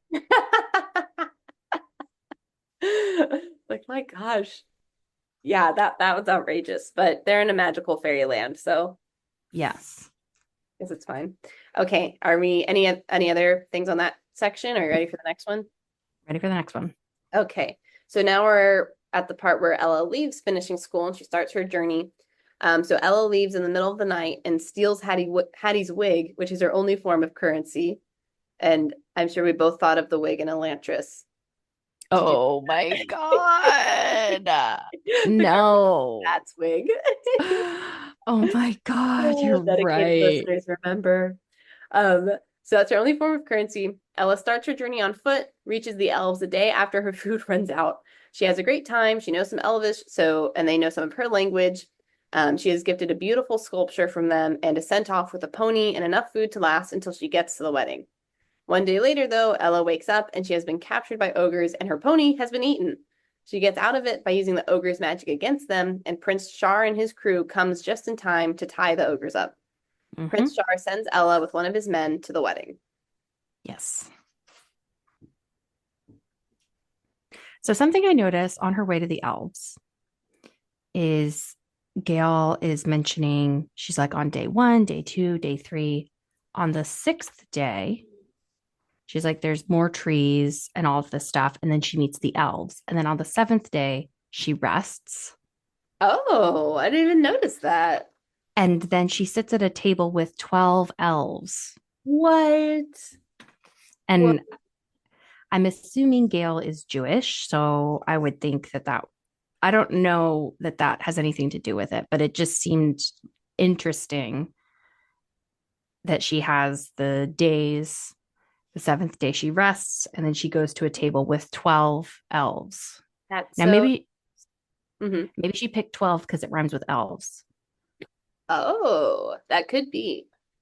I do But kind of feel. Yeah, there you go. I just thought it was a coincidence. Kind of interesting. I kind of think so too. Like, I don't know if there is like a big, deeper meaning behind the numbers, but I feel like she had to choose a number and she's like, I like this. Yeah. I totally didn't even notice that. Hmm. Cool. Something else that stuck with me when I was in college, there was this thing where it was like everyone was doing like a smoothie diet, Okay. and you'd put in this powder, and then you would eat smoothies for the whole day instead of eat meals. So I did it for like a week, and smoothie, breakfast, lunch, and dinner. And like they tasted good, but after a while, you're like, I just want to chew something. And I always thought of this line, and because Ella's eating this 10-course meal of soup. It was all delicious, even though my jaw wished for something to chew on. And I remember drinking those smoothies, being like, I just want to chew something. That's a good line. Hmm. Yeah, good image. I Yeah. did have I don't know if we have a name for this vocab game, but I had a vocab word that I didn't know. Oh, okay. Do you have any catchy names? Hmm. Maybe we could do like Ella confused or something like that with an E. Ella Enchanted. Ella Educated. Ella educated. Ella educated. We'll workshop it. Okay. Or something with Levine. The We'll mean work. Levine. Yeah, okay. Anyways, all right. So it's at the beginning of her journey. It says Mhm. that I waved goodbye to the sleeping topiary. Oh, Topi- topiary artists are people that trim hedges. Oh. So a sleeping topiary, I imagined, was like a little baby or something like shaped to be like sleeping. Oh. Interesting. Okay. What does it mean? Yeah, no, that's exactly what topiary means. I'm just trying to figure out a sleeping topiary. Yeah, so I guess Some kind of image in a hedge of something sleeping. oh. Or is it just that they're shaped, maybe they're just shaped into like animals and other things, but it's nighttime or like, early morning. So it's like they're all sleeping. Yeah. Yeah, okay, okay. Oh, I like that. Wow. Mm-hmm. So good. So good. Mm-hmm.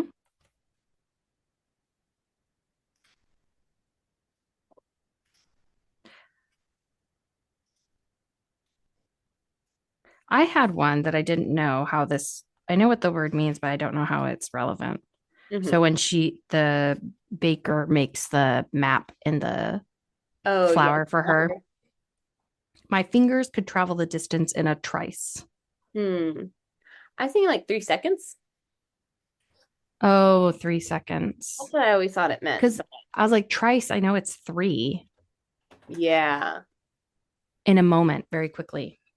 Oh, so it doesn't even mean 3 seconds. Thrice is an old way of saying three times. Oh, Trice means a movement or very quickly.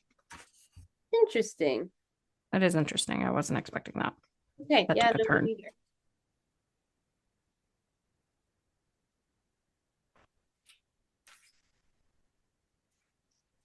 Yeah. There's this one part with the elves where they're showing her their sculptures, Mm-hmm. and it's like the sculptures are all in motion. And Mm-hmm. Ella says something like, it's not, it's like the sculptures weren't made, they were born. Something like, Yes. and I thought of that. I took an art class in high school and we had to make these sculptures. And I somehow I had like said something like that kind of as a joke. It was like, wow, it's so beautiful. It's like it was born. And then everyone was like, that doesn't make any sense. I was like, you got to read Ella Enchanted. Oh my God. No creativity. Yeah. I never really appreciated that comment until we went to Italy. Oh, yeah. And you see some of these sculptures where it's like, it looks like they're about to move. Yeah. That's incredible. Yeah. Yeah. Well, and the elves, maybe they're And the the ones elves. behind all the Italian sculptures. It could be. Michelangelo was an elf. All right, so next part's the ogre thing. Or what Yep. other notes do you have during this whole section? That was pretty much it. Yeah. I thought it was interesting that Lucinda, we learned that Lucinda gives obedience to other people. Like, so Ella isn't the only person with that gift. That is true. Yeah. How did we learn that? I In have the that. wedding. Oh, I think I have that line underlined when we get there. okay. Never mind. Yeah, yeah, you're right. I jumped ahead. Okay, never mind. I don't have any other lines for this part. Okay. Ready for the wedding? Mm-hmm. No, Great. it's Oh, the no. ogres, Oh, okay. Ready for the ogres? right? She I gets captured by the ogres, or is yeah. that part of it? Well, yes, I've already said that part of the summary. Oh, okay. I have lines for that Yeah. part. So she gets, let me see. There was one other thing that I had. So once Char like saves them, saves Ella and all of them, and then we find out that Ella can impersonate the ogres and make other people follow her instructions, Hmm. which I was like, that's an interesting technique that never gets used again except for ogres.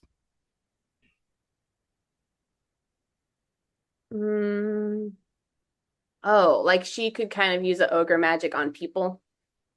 Yeah. Yeah, that's intriguing. Unless like maybe it only works if she says ogres like in their language or Uh, something.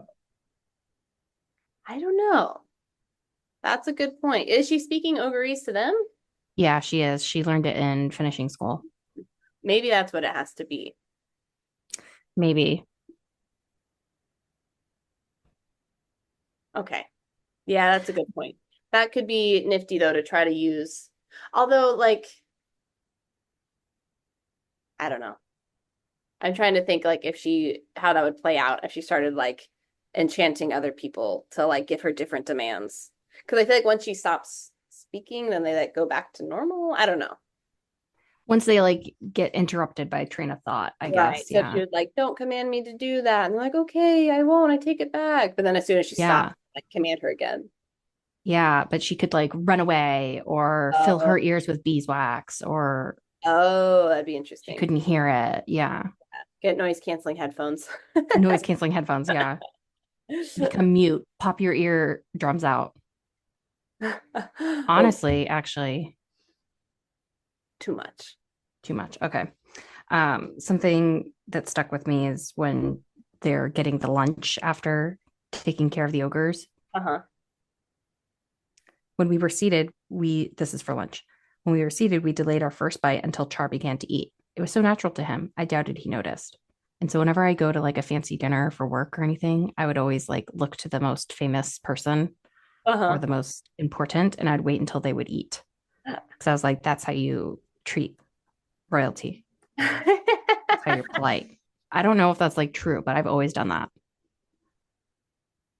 I mean, I think that seems right. I don't know how much it applies to, I guess it depends on the situation you're in. Yeah. Yeah, that's funny though. Yeah, everything I learned about all my etiquette came from Ella Enchanted. I kind of feel like yes.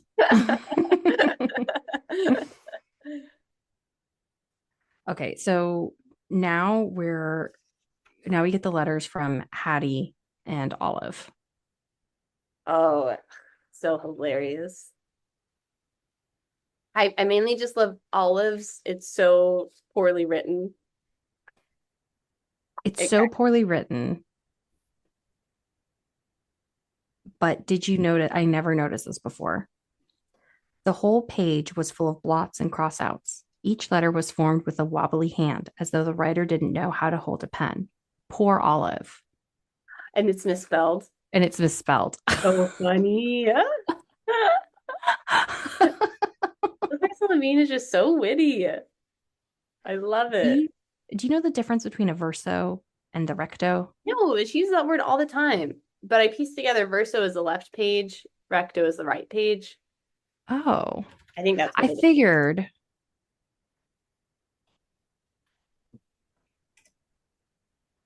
the front or face of a single sheet of paper or the right hand side of the page of an open book is called the recto.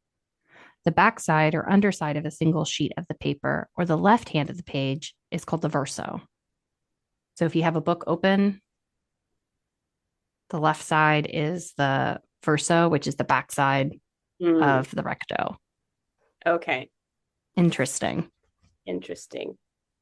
Wow. Yeah, she used that word a lot. Like it's That everyday was the life. first time I noticed. Well, I feel like she used it at least like two or three times. It comes up again, I think. Oh, interesting. Okay. Yeah. Something I noticed with the giants is that how she describes the size of things doesn't make sense. Oh, what do you mean? So when she's going to the giant village, the baker is like, they have cookies the size of your waist. Oh, yeah. But then you get to this pumpkin, and let me see. How big is the It's pumpkin? like bigger than a carriage or something. I saw a pumpkin as wide as I was tall. And I'm like, would a cookie be the size of your waist if the pumpkin was 6 feet wide or maybe four and a Yeah. half feet wide, Right. 5 feet wide? Yeah, like some things seem larger than others do. Like it's not an equal scale. Right. And then they talk about like when you see a giant, you can only see what's closest to them, a foot, a hand, a shirt, but then they're only 3 times as tall as a person. Yeah, yeah, that too. That feels like they need to be 50 times Yeah. taller. I was also, I mean, yeah, yeah, I was having trouble imagining all the size things of like how much bigger are they? Yeah. Are they Shaq or are they like Right. a size Right. deeper? Right. Exactly. So I don't know. Yeah, I also had that. Hmm. They had a chicken wing as big as a turkey.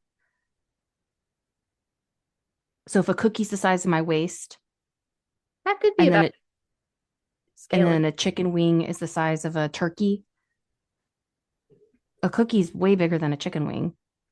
What? Oh, oh, I guess I was thinking about I guess I was thinking about like a turkey leg or something. Oh no, I was thinking like a whole turkey. Or no, I was thinking like, like the turkey legs that you get at like Disney. I guess I was thinking something like that was turkey. Oh, But yeah, that's not really the same.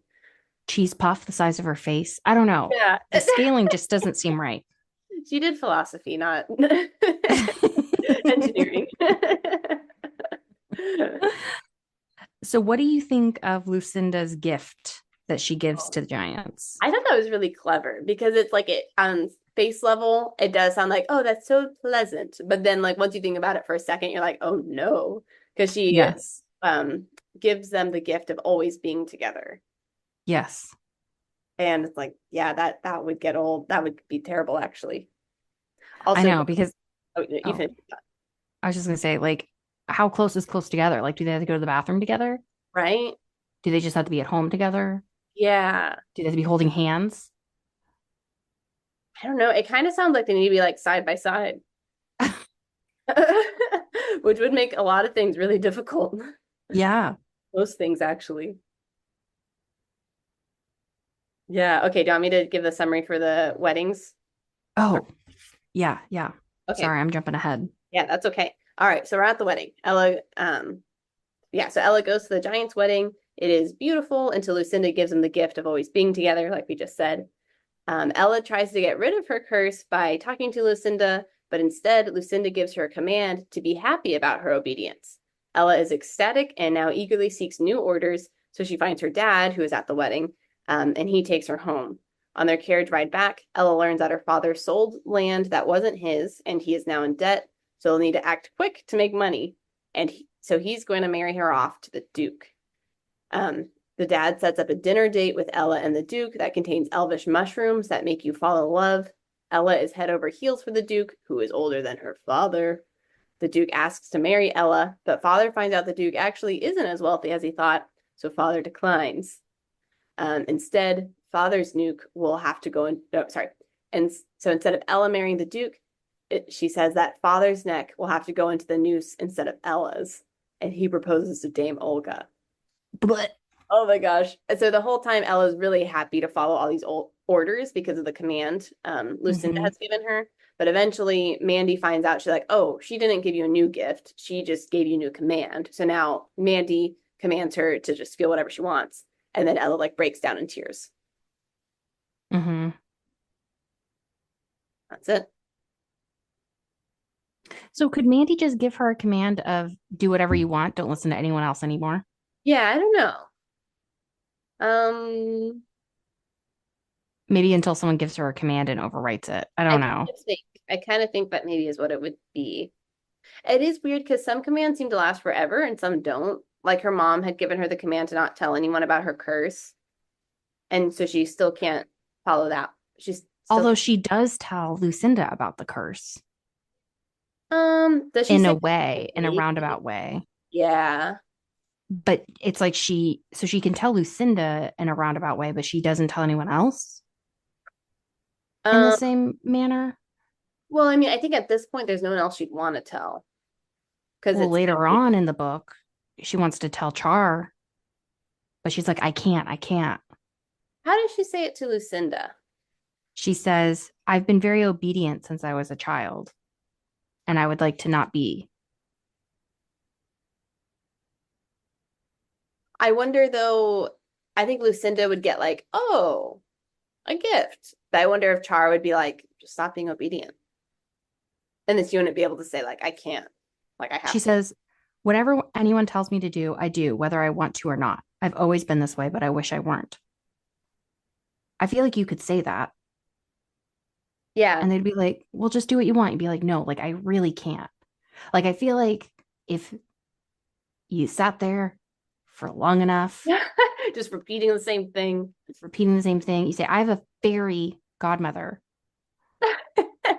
Look at my feet. Look at my fairy feet. I feel like Char would pick it up. He's pretty quick. there's a way. Or she could have been like, Mandy, you need to tell him. I don't know. I don't know. Okay. Yeah. I don't know. The curse though does kind of it sometimes the curse is like really smart and sometimes it doesn't pick up on these things. So like when she kind of tries to get out of things like slyly, like hmm I forget what the scenario was, but like she immediately starts feeling sick just because she's thinking about not Yeah. obeying. But Yeah. yeah, sometimes she doesn't. I don't know. It is kind of weird. Yeah. All right. We won't think about it too hard. Children's book, children's book. Yep. Children's book. I have a vocab word Ooh. supplicant. She's probably another supplicant, Cyril said, come to beg you to take away a gift you gave her at birth. Yeah, I was the image I was in my mind, like someone like bowing down. If you're Yeah, supple, you're very limber. So I could see that. yeah. I think supplicate is maybe a word too, like to ask for something. A supplicant is a person who prays to God or respectfully asks an important person to help them or to give them something they want very much. Okay. Wow. Okay. Good to Maybe all know. these writing workshops, they just have vocab lessons too. I know. These perfect words. I guess so. when Ella meets up with her dad after Lucinda gives her the new order to feel happy, Hmm. she runs off to her dad because he's like, oh, he's going to have orders for me. And he's like, I need you to marry this guy, this old man, so we can get money. And so she's like, yes, father, gladly. When? And he's like, what? What did you say? And she repeats it. And he says, you ask when, not to whom? You are so anxious to wed? No, father, only to do your bidding. And then he says, what did they do to you at that finishing school? No wonder you ran off. And I'm like, he probably thinks she is just brainwashed. She's like abused, beaten down. Yeah. And he's like, perfect. The daughter I've always wanted. Yes. What Yeah. do you think of the fall in love mushrooms? Um, Pretty sneaky. Go. Sounds like smoofy to me, Like what? like a roofie. Oh, oh, roofies do? I mean, they make you just forget what you're doing and just black out and do things you normally wouldn't do. Oh, yeah. Like you don't have consent anymore, I guess is what I'm trying to say. Yeah, that's true. Okay, I need to stop looking this up. I looked up roofie symptoms, and then the first thing it said, help is available. Here's a line. Flagged. Stop looking it up. But yeah, I mean, this is where you just see like how evil and how wicked the father is. Because one, he sold land that wasn't his, so he's like Yes. totally not in doesn't have integrity in his work. And then yeah, he's marrying off his daughter to someone who's older than him. She describes the Duke as looking like kind of like a basset hound or something like all droopy and How Gail describes him, he's all droopy and he has this curly hair like hound ears. And then I never picked this up, but he has teeth as small as a baby, as though he'd never gotten a second set. And like, dogs like their little front teeth. oh yeah, I think that's yeah. I bet you're right. That's Yeah. going for. Oh gosh. Yeah, it was all just so gross. It's like, oh my goodness. You do that to your daughter?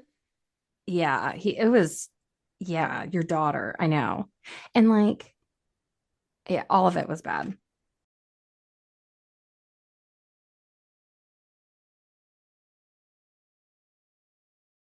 Yeah. Yeah. So you just see Ella like fall in love with the Duke, and her dad's laughing about all this. It's just so I weird. know. Well, and the creepiest part is the Duke is like, um, he's like, oh, my niece Blossom, she's at the finishing school you went to. Like, were you friends? And she says, oh, she's several years my senior. Blossom is almost 18, I think. You can't be much younger, she says. I was 15 in September.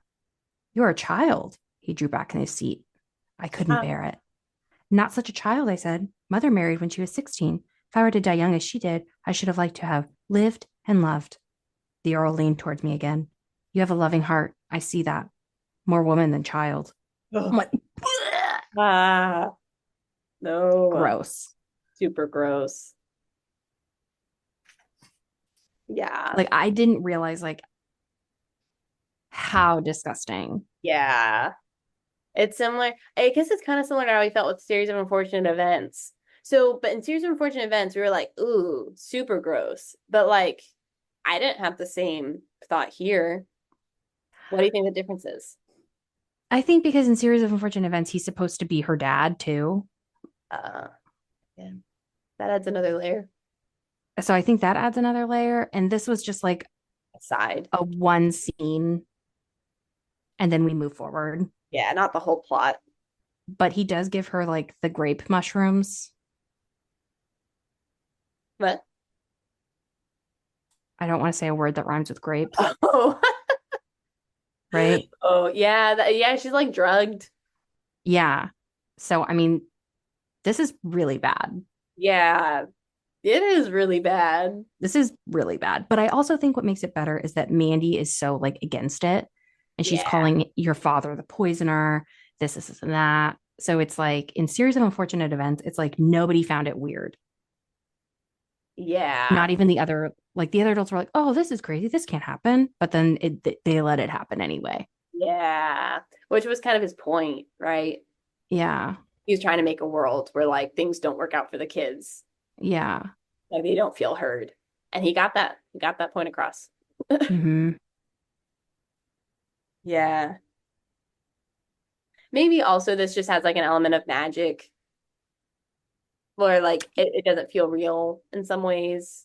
I don't know. I don't know why it doesn't feel as terrible. I Like I it is, think if it had gone on further, maybe yeah, like maybe, she was getting her wedding dress or something, yeah, maybe. because this is such a minor plot point versus series of unfortunate events that is the plot, Yeah. I think you might be right. but it's still gross. Yeah, it's really gross. It's very bad.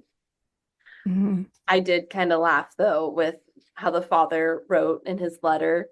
He's like, I'll find a rich husband for you yet. For now, however, my own neck will have to go into the noose instead Uh, of yours. Oh my gosh. uh, Yes. yes. And it's gross how he says, my dear Eleanor, you are a charming flirt. Ooh, gross. I'm like, you are so gross. Super gross. Like, who's the biggest villain in this book? Lucinda or the dad. Lucinda I thinks don't she's even doing well, at least. Well, I guess they I both don't even think Lucinda's that. I don't take her as like a villain. I take her as stupid. ignorant. Yeah. Yeah. And she does bad things, but she has like good intentions. Yeah. So I think, yeah, I think her goal is a good thing. She does though have a lot of people telling her like you can't do that. Like, and do you see all the harm you're causing? And like people come to her and say, you caused me a lot of harm. Can you undo this? And she goes, what do you mean? So like she I don't know, that's a lot. Yeah. Yeah, that's true. So she's like purposefully ignorant.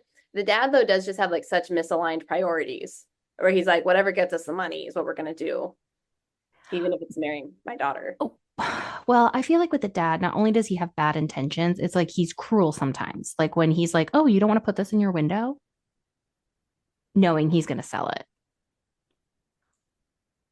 I don't know. I mean, yeah. Or like, In he's a like, real and he's like, well, I'll think about giving you a governess. But he was never going to give her a governess because it was more expensive and he has no money. yeah. Yeah, he is cruel. And like the mushrooms, I don't know. It just feels like more to me like cruel, I guess. Maybe because it's like repeat offense versus Lucinda. She's just like bobbing around. Yeah. Yeah. Yeah, if I had to choose, the father definitely seems more like a villain. And maybe too, because it's like the father is supposed to take care of Ella. Yeah. And instead, he's being so horrible versus Lucinda. She doesn't owe people anything to be good Yeah. or bad. Unfortunately, she's bad, but it's like even worse when you're supposed to be That's good. a good point. Maybe Yeah. that's why. Where on the villain scale would you put Dame Olga and Hattie? You see, if you would have asked me as a kid, I would have said they were the worst. Hmm. But I think the dad is really the worst. Yeah. I kind of think so. Hattie's pretty close though. Hattie's pretty Hattie Hattie's pretty bad, but I also feel like she's just a product of her environment. right. That's true. And it's like a lot of her actions are coming that you find out from her being jealous of Ella and not feeling like she's as beautiful and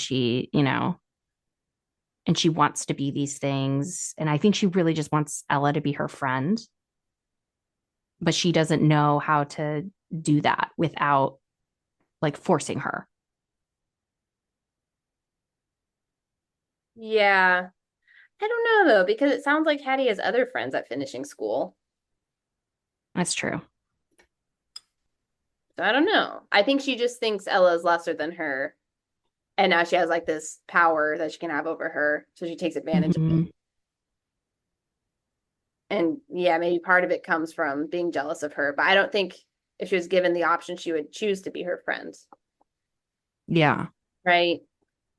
Yeah. I Maybe don't she's the know. type of person where it's like, I'm jealous of you and I want you gone. Yeah.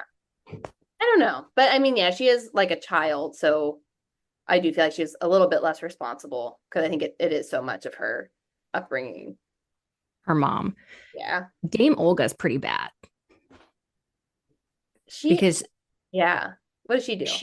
to me, she's the same as Peter, the dad. Hmm. They're very much like a good match in that way Yeah. Yeah. because we find out she marries him because she thinks he has money because she has no money. Oh, she doesn't actually have money? I don't think so. Interesting. Oh, Yeah. I think you're right. I think that comes up later. Yeah. I think that comes up later. But you find out that they're both conniving, trying to use each other. Yeah. And then they end up getting married and then they reveal their hands and they realize they both have nothing. Wow. Yeah, that's pretty bad. Hmm. Yeah, I don't like either of them. Ella and Yeah. Char and Mandy. I guess there's other good characters too, but I was like, they're like the only good ones. Yeah. Have you watched Bridgerton? No, I haven't. All right. Well, maybe our readers will know, but Dame Olga reminds me very much of the Feather Downs, which you won't get that reference, but if you watch it, then you will. But that the family, it's this mom and she has three daughters, and she's just trying to get them married off to be rich, these rich husbands, regardless of what happens or what the daughters want, because they ran out of money and she's trying to get their house money again. Yeah. So it feels very much like that. Mm-hmm. Yeah, it sounds a lot like that. Yeah. Maybe I'll watch it and then I'll understand the reference. Okay. So, oh, we never did judge a book by its cover. Well, I guess we did, kind of did. Oh We yeah, talked about the yeah, I cover. judged it a lot actually. I returned it. Yeah, you judge it a lot. You wouldn't read. Yeah, no, I didn't read. Yeah, you didn't read. You returned. I mean, now I probably wouldn't read the book based off its cover just because it doesn't look like a children's book. Hmm. But actually, I mean, I would read a children's book. Like if it came highly recommended of like this is a really good children's book, I'd read it. Yeah. Yeah. I think I would too. Any closing thoughts this Um, far? I don't know. I'm excited for the second half. Do you remember everything that happens? Like you don't have to say what happens, but like on a scale of 1 to 10, how much do you think you remember? I would say seven. I think I'm around there. I think like 6 or 7. I'm pretty sure I know what happens in the rest of the plot. I know like the big Hmm. things, I think. Yeah. So We'll see if we get surprised. yeah, yeah. Okay, cool. Well, thanks for listening to this first part of Ella Enchanted. And if you like this episode, feel free to rate or leave us a message. We love hearing from people. You can email us at bookalicious.pod@gmail.com. And what else? That's it. If you're on Spotify, make sure that you not only follow us. It's easy to follow. You just click the follow, but to rate, it's kind of hard. You have to hit the dots and then you have to give us a A review. few extra taps. Yeah, a few extra taps. So if you enjoy this episode and you want to say thank you, you can do so by following, rating, and sending us a message. Love Yeah, to hear from you. love to hear from you. Cool. Okay. Bye. Bye. Love you. Love you.